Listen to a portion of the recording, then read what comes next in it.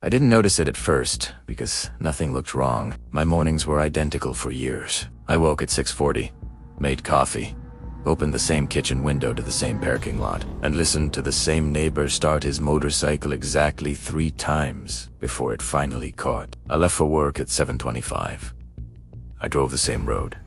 I greeted the same receptionist. Routine is comforting because it proves continuity.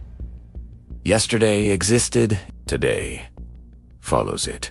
The first break in that continuity was a letter. It was addressed to me, my full name, correct apartment number, correct postal code, but the sender was a dental clinic across the city I had never visited. The envelope was ordinary, not threatening. A reminder notice. We missed you at your appointment yesterday at 2:30 p.m. I assumed clerical error. It happens? I ignored it. A week later, I received a parking ticket notice. Same name, same address. The violation was timestamped at 11:12 a.m. on a Wednesday. The exact hour I was sitting in an open plan office surrounded by coworkers, logged into a company system that tracks keystrokes. I could prove where I was. I called the city office, expecting it to resolve quickly. The clerk read from her screen. Yes, Mr. Ramoni. The citation includes photographic confirmation. I wasn't there, I said calmly. I was at work. The vehicle is registered to you. I don't own a car matching that. Plate. Silence. Typing. Sir, she said slowly. The registration shows your national ID number. I felt the first discomfort then. Not fear, administrative irritation. Something bureaucratic tangled. I went online and checked my vehicle registration records. There was a car registered 2 years ago. My name, my ID, my birth date, a gray sedan. I had never seen it. I went to the transport office the next day. The clerk didn't question me. She was polite and almost bored. You renewed this last March, she said, turning the monitor slightly toward me. On the screen was a renewal form. It had my signature. Not similar. Not close.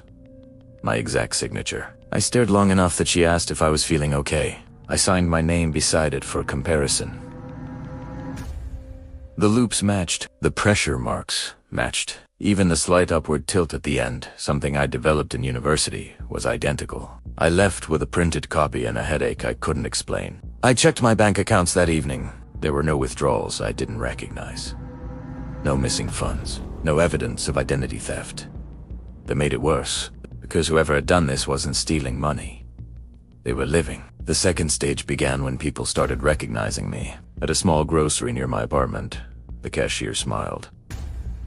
Back again today? I had not been there in 3 weeks. You bought cigarettes this morning? She said casually. I don't smoke. I laughed nervously and said she must be confusing me with someone else. She tilted her head. No, you had the same jacket. I walked home without buying anything. 2 days later, a man waved at me from a bus stop and asked how my night shift was going. I have never worked nights. I started documenting everything. Dates, encounters, statements. I requested my employment records from HR, almost as reassurance. My attendance logs were intact. My office keycard showed me entering daily at 8:03 to 8:09, 4 months. I existed, but so did the other version. The police listened politely when I reported identity impersonation. The officer never wrote anything down. Has anyone accessed your bank accounts? No. Any threats? No. Then there is no crime we can act on. I showed him the registration, the signature, the ticket. He shrugged. Administrative duplication happens. But people know him, I said. He smiled gently. The way you do at someone over to— Sir, you are him. The problem escalated with official records. I requested a civil registry extract, a simple document confirming my legal identity. I have done it before. It always listed me as unmarried. This time it didn't. It showed marital status, married 202. I thought it was a printing mistake.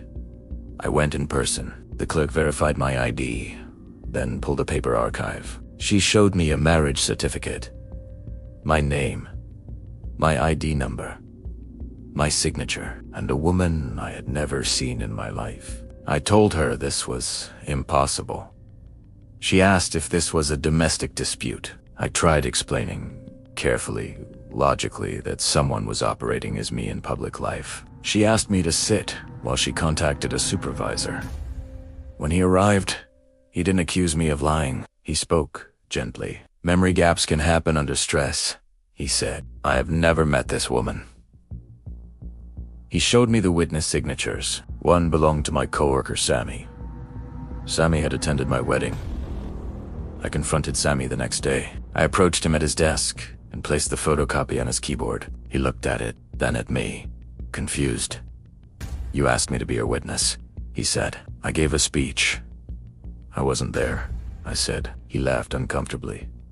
You were standing next to me? I asked what I wore. Blue suit, he said immediately. You kept adjusting your tie. I do that when nervous. My stomach felt hollow. I started searching social media. I found photographs. Not manipulated, not blurry. Clear. A wedding reception. Colleagues present, neighbors present. Me, moving, smiling, speaking. I knew my own gestures. The way I hold a glass by the rim, the way I lean slightly forward when listening. I watched a short video clip uploaded by a guest. I heard my voice, saying vows I did not remember speaking. I stopped sleeping normally after that. I began retracing time. I compared dates carefully. I discovered something precise. Every event attributed to me happened during periods I was verifiably elsewhere. Work hours, recorded access times, logged computer activity. We had never overlapped. There were 2 continuous timelines, sharing one identity. I returned to the police with a folder. They didn't examine it deeply. Instead, they requested a psychological evaluation to help resolve confusion.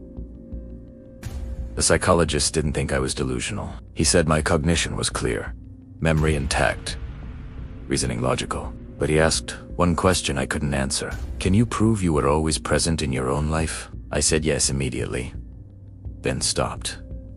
Because memory is not proof. Records are, and records now favored him. I visited the address listed for my spouse. I didn't plan confrontation. I wanted confirmation. I knocked. A woman opened the door. She smiled warmly, then froze. Her face changed from recognition to fear.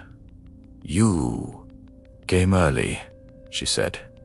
I said nothing. She stepped back to let me in. The apartment walls were covered with photographs, vacations, birthdays, daily life. All of them included me, not a lookalike. Me. Same scar on my eyebrow from childhood. Same crooked left incisor. She asked why I wasn't at work. I whispered, "When did we meet?" Her expression shifted to confusion. "At the bookstore," she said. "You spilled coffee and apologized for 10 minutes. I have never spilled coffee in a bookstore." I left before she could call anyone. My final attempt was legal verification. Fingerprints. I requested identity confirmation through the civil office. They compared my fingerprints to archived prints from my ID registration 5 years prior. The officer returned with a small frown. "They match," he said. "Relief started 10 a.m. and they match the prints from your marriage license and vehicle registration last year." I understood then. There was no second man. There was no impersonator. There was no duplicate life. Every record was consistent. Only my memory was discontinuous. I went back through my calendar, through emails, through small gaps I had ignored, weekends I could not recall clearly, evenings that felt shortened, photos on my phone I didn't remember taking but had never questioned. I finally noticed the pattern. I never lost whole days, only specific hours, always between 2 p.m. and 6 p.m. Frequently. For years, I am not being replaced. I am being continued. Someone else isn't living my life. They're living the parts of it I am not conscious for.